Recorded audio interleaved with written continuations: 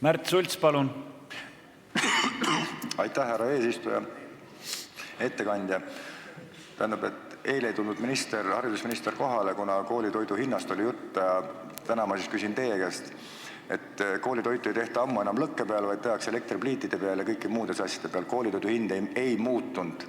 Kui palju koolitoit teie arvates läheb lahjemaks pärast teie ettepanekute elluviimist? Aitäh.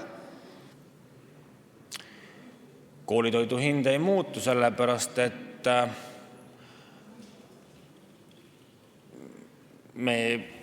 säilib tänane olukord, et küsimus oleks pigem siis selline, et kui täna me võtaksime vastu selle Keskerakonna poolt vastu võetud otsuse eelnõu, siis kui palju riigieelarve koormus väheneks koolitoidule makstava siis toetuse võrra, sest sellisel juhul ju elekter läheks ju mõnevõrra odavamaks ja koolitoit sedavõrd ka odavamaks. Nii et minu vastus on, et see koolitoidu hind ei muutu, aga peab ütlema, et koolitoidu temaatikat me komisjoni istungil ka rahanduskomisjonis sedapuhku ei arutanud. Aitäh.